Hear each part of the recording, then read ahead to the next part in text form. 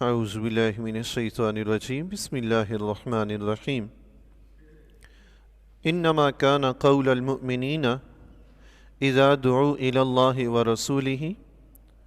بہرحال مسلمانوں کی بات تو یہی ہے جب اللہ اور اس کے رسول کی طرف بلائے جائیں، لیحکم بینہم، تاکہ ان کے درمیان فیصلہ کیا جائے، ان یقولوا سمعنا واطعنا، تو وہ عرض کریں ہم نے سنا اور حکم مانا۔ سبحان اللہ۔ پچھلی آیت میں منافقین کا ذکر تھا کہ انہیں حضور علیہ الصلوۃ والسلام کی بارگاہ عالیہ میں فیصلے کے لیے بلایا جائے تو وہ آتے نہیں ہیں، اور مسلمانوں کے بارے میں فرمایا کہ مسلمانوں کو اگر کہا جائے کہ یہ فیصلہ اللہ اور اس کا رسول کریں گے تو مسلمان کہتے ہیں بس ٹھیک ہے جی، جو اللہ اور اس کے رسول کا حکم ہوگا ہم اس پہ راضی ہیں۔ سبحان اللہ۔ چاہے اپنے خلاف ہی کیوں نہ آئے، مسلمان کہتے ہیں بس ٹھیک ہے بھائی، میں تیار ہوں، جو اللہ اور اس کے رسول کا فرمان ہے۔ حتیٰ کہ مسلمان جانتا بھی ہے کہ میرے خلاف جھوٹا مقدمہ جیتا جا رہا ہے، لیکن دو گواہ پیش کر دیے گئے، وہ جانتا ہے یہ جھوٹے ہیں، وہ جانتا ہے 100% کہ میرے خلاف فیصلہ ہو رہا ہے، لیکن جانتا ہے شریعت کا حکم یہی ہے کہ ایسے کرنا ہے، دو گواہ پیش کرنے۔ وہ دو گواہ پیش نہ کرے تو قسم کھانی ہے۔ تو اب وہ دو گواہ پیش کر رہے ہیں، اگرچہ وہ جھوٹے ہیں، جیسے بھی انہوں نے تو گواہی دے دی، اب یہ کہتا ہے یار شریعت کا فیصلہ تو یہی تھا، اگرچہ میرے خلاف جا رہا ہے۔ اس نے کہا بس ٹھیک ہے، میں نے مان لیا، یہ اللہ اور اس کے رسول کے حکم کے مطابق ہے۔ انہوں نے اللہ اور اس کے رسول کے حکم کے مطابق نہیں کیا جنہوں نے جھوٹی گواہی دی، لیکن اس نے دیکھا کہ شرعی تقاضا یہ تھا وہ پورا ہو گیا ہے، تو اگرچہ میرے خلاف ہی ہے، چلیں ٹھیک ہے، یہ قبول ہے۔ حضرت علی رضی اللہ تعالیٰ عنہ کے بارے میں آتا ہے کہ آپ کی ایک زرہ تھی، کہیں وہ چوری ہو گئی، کسی یہودی سے ملی، تو آپ نے اس سے کہا کہ یہ میری زرہ ہے، اس نے کہا نہیں یہ آپ کی نہیں ہے، میں نے خریدی ہوئی ہے، یہ وہ فلاں۔ تو مقدمہ قاضی کے دربار میں پیش ہوا، تو حضرت علی رضی اللہ تعالیٰ عنہ پیش ہوئے۔ حضرت علی رضی اللہ تعالیٰ عنہ نے اپنے بیٹے حضرت امام حسن رضی اللہ تعالیٰ عنہ اور ایک غلام اپنا گواہی کے طور پر پیش کیا کہ یہ زرہ میری ہے۔ قاضی نے کہا کہ جی اسلام بیٹے کی گواہی باپ کے حق میں قبول نہیں کرتا، غلام کی گواہی بھی آپ کے حق میں قبول نہیں ہے۔ تو حضرت علی رضی اللہ تعالیٰ نے فرمایا ٹھیک ہے، جب شرعی تقاضا ہے تو ٹھیک ہے، نہیں قبول۔ حالانکہ حضرت علی رضی اللہ تعالیٰ کے نزدیک وہ گواہی قبول تھی، لیکن مقدمہ قاضی کے دربار میں ہے، قاضی یہ کہتے ہیں کہ شریعت میں یہ بیٹے کی گواہی قبول نہیں ہے، لہٰذا آپ کے حق میں قبول نہیں ہوگی۔ حضرت علی رضی اللہ تعالیٰ نے خاموشی اختیار کی، ٹھیک ہے۔ یہودی سے کہا کہ تم بتاؤ، اس نے قسم کھانی تھی، قسم کھا لی، فیصلہ یہودی کے حق میں ہو گیا، حالانکہ زرہ حضرت علی رضی اللہ تعالیٰ کی تھی، فیصلہ یہودی کے حق میں ہو گیا، یہ زرہ آپ کی ہے، فیصلہ ختم۔ باہر نکلے تو یہودی نے حضرت علی رضی اللہ تعالیٰ سے فرمایا کہ آپ نے کیسے یہ فیصلہ تسلیم کر لیا؟ آپ نے فرمایا شرعی تقاضوں کے مطابق ہوا ہے، مجھے قبول ہے۔ وہ یہودی اسی وقت کلمہ پڑھ کے مسلمان ہو گیا۔ سبحان اللہ، کہ آپ حق پر تھے، شریعت کے مطابق بات ہونی چاہیے، ہمارے خلاف ہی جا رہی ہے تو تسلیم کر لیں۔ سبحان اللہ۔ تو فرمایا مسلمان تو یہ ہیں کہ جب فیصلے کے لیے اللہ اور اس کے رسول کی طرف بلایا جائے، وہ کہتے ہیں ہم نے مانا، ہم نے سنا، بس جو بات اللہ اور اس کے رسول کی ہے اس کے سامنے حکم، بس آخر بات ختم۔ علامہ اقبال رحمۃ اللہ علیہ کا واقعہ آپ کو نہیں سنایا تھا؟ اور آج کل ہمارے معاشرے میں یہ مسائل تو اتنے عام ہو گئے ہیں، اتنے عام کہ مت پوچھیے جی۔ لوگ بیٹیوں کی تربیت نہیں کرتے، لیکن بہو جب گھر میں لاتے ہیں نا، وہ چاہتے ہیں بہو ہماری ایسی ہو، سسر کی بھی اطاعت کرے، ساس کی بھی اطاعت کرے، شور کی بھی اطاعت کرے، نند کی بھی اطاعت کرے، دیور جیٹھ کی بھی اطاعت کرے، لیکن بیٹی کو تیار کر کے بھیجیں گے، ایسا تیار کریں گے کہ شور کی بھی بات نہیں سننی، نہیں اس کے نیچے لگنا ہی نہیں، اس کی بات مت ماننا، نہیں تو کل تمہیں یہ بیٹی کی تربیت یوں کر کے بھیجیں گے اور بہو ایسی چاہیں گے۔ جب بیٹی کی تربیت ایسی ہوگی تو بہو ایسی ملے گی، جیسی بہو چاہتے ہیں تو بیٹی کی بھی ویسی تربیت کر کے بھیجے نا، تاکہ دوسروں کے گھر آپ کی بیٹی بہو بن کے جائے ایسی ہو، تو جب دوسروں کی بیٹی آپ کے گھر بہو بن کے آئے تو وہ بھی ایسی ہو۔ لیکن ایسا کرتے نہیں ہیں، ہر جگہ یہ مسائل لگے ہوئے ہیں، ہر جگہ، اور خاص کر خواتین کی طرف سے یہ بڑے مسائل آتے ہیں کہ وہ مسائل کھڑے کر دیتی، نہ شور کی مانتی نہ گھر والوں کی، کوئی ماننے سننے کا نام ہی نہیں، وہ ایک ہی رٹ ہوتی ہے، مجھے گھر الگ چاہیے، مجھے یہ کرنا ہے، مجھے وہ کرنا ہے۔ اب وہ مرد بیچارہ عزت کے مارے، غیرت کے مارے، وہ بیچارہ حتی الامکان تو کوشش کرتا رہتا ہے نظام چلے، لیکن آخر مجبور ہو کے بات کہاں سے کہاں نکل جاتی ہے۔ علامہ اقبال رحمۃ اللہ علیہ کی بات عرض کرنے سے مجھے اس طرف کی بات یاد آئی، ہمارے معاشرے میں یہ مسائل عام ہیں، آپ کی بہن بھی، اچھا بسا اوقات یہ نہیں ہوتا کہ صرف خاتون کی طرف سے غلطی ہو، بسا اوقات سسرال والے بھی عجیب و غریب قسم کی حرکتیں کر جاتے ہیں جی، اللہ ہی رحم فرمائے ہمارے حال پہ۔ جب تک ہم شریعت کے مطابق نہیں چلیں گے جی، مسائل کھڑے رہیں گے، مسائل ختم نہیں ہوں گے۔ مسائل ختم ہونے کا ایک ہی طریقہ ہے اللہ اور اس کے رسول کی اطاعت، بس اس کے سوا کچھ نہیں ہے۔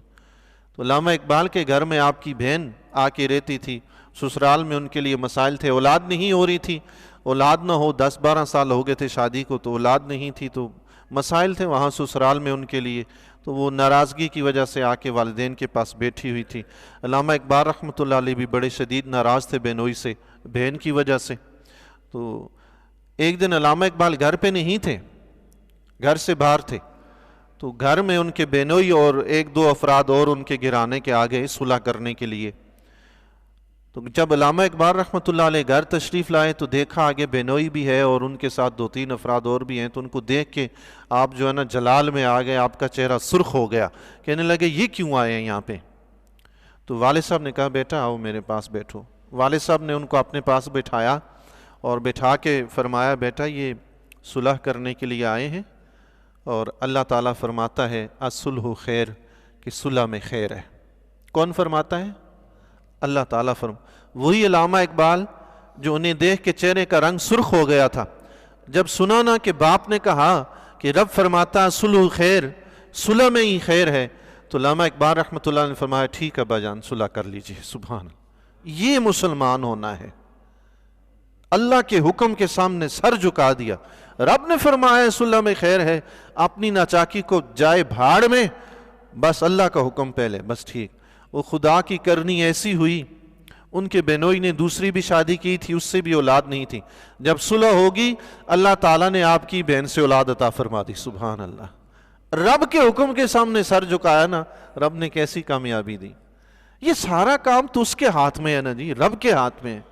ہم شریعت کے سامنے خود عقل مند بننا شروع کر دیتے ہیں تو پھر نتائج مختلف نکلتے ہیں۔ شریعت کے سامنے سر جھکا دیں، بظاہر ہمیں لگے گا کہ یار یہ بات تو بڑی غلط ہوگی، یہ بڑا مشکل فیصلہ ہوا ہے، بظاہر لگے گا، لیکن شریعت پھیر کے کامیابی آپ کے دامن میں ڈالے گی۔ وَأُولَئِكَ هُمُ الْمُفْلِحُونَ، سبحان اللہ۔ رب بھی کیا فرماتا ہے؟ جو مسلمان یہ کہتے ہیں نا کہ ہم نے سنا اور اطاعت کی، بس ہم نے مانا شریعت کی بات کو، اللہ اور اس کے رسول کی بات کو ہم نے مانا اور فرما برداری کی، وَأُولَئِكَ هُمُ الْمُفْلِحُونَ، اور یہی لوگ کامیاب ہیں۔ سبحان اللہ، کامیابی تو ان کی ہے جو شریعت کے سامنے سر جھکاتے ہیں۔ وَمَن يُطِعِ اللَّهَ وَرَسُولَهُ، اور جو شخص حکم مانے اللہ کا، وَرَسُولَهُ، اور اس کے رسول کا، وَيَخْشَ اللَّهَ، اور اللہ سے ڈرے، وَيَتَّقْهِ، اور پرہیزگاری کرے، فَأُولَئِكَ هُمُ الْفَائِزُونَ، تو یہی لوگ کامیاب ترین لوگ ہیں۔ سبحان اللہ، کون؟ جو حکم مانے اللہ کا اور اللہ کے رسول کا۔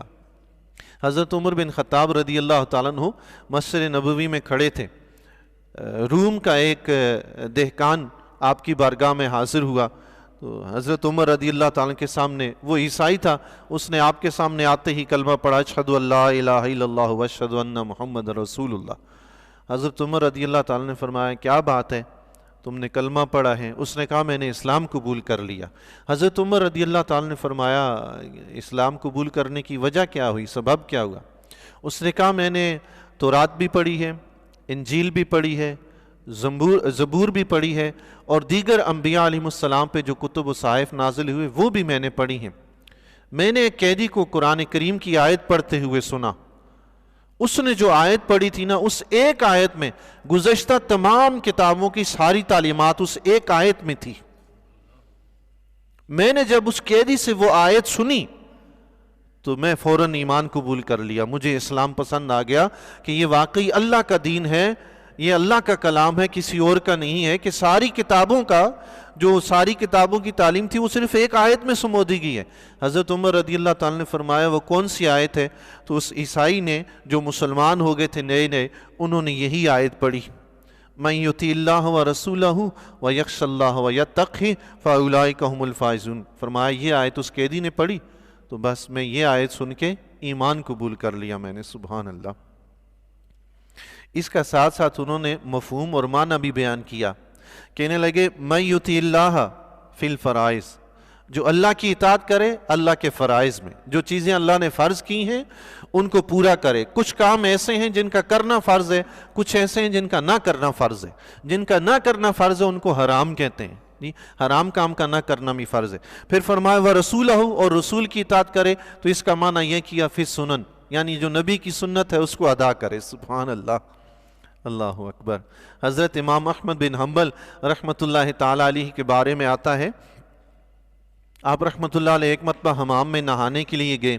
اس دور میں ہوتا تھا حمام میں لوگ جا کر اگٹھے، جس طرح آج کل سوئمنگ پول وغیرہ ہوتے ہیں، یہ وہ لوگ جا کر اگٹھے نہاتے ہیں اور ایک تماشا لگا رہتا ہے، اللہ تعالیٰ اپنی حفظ و امان میں رکھے۔ اس دور میں بھی ہوتا تھا، لوگ اس طرح کرتے تھے، مرد و خواتین سارے اگٹھے ایک ہی جگہ پہ نہا رہے ہیں بے لباس ہو کر، اللہ تعالیٰ اپنی امان میں رکھے۔ حضرت امام احمد بن حنبل رحمۃ اللہ علیہ جب نہانے کے لیے گئے تو انہوں نے دیکھا یہاں صورتحال ایسی ہے، تو آپ نے اپنے دل میں کہا کہ یہ تو ہو ہی نہیں سکتا کہ میں مسلمان ہو کر سب کے سامنے برہنہ ہو کے نہاؤں، ایسا نہیں ہو سکتا، نبی کی سنت ہے میں تہ بند باندھ کے نہاؤں گا۔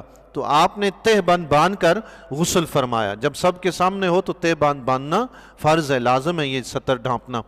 تو آپ نے تہ بند باندھ کر غسل فرمایا، کس نیت سے کہ ہمارے نبی کا سنت طریقہ یہ ہے، اس نیت سے آپ نے تہ بند باندھ کے غسل فرمایا۔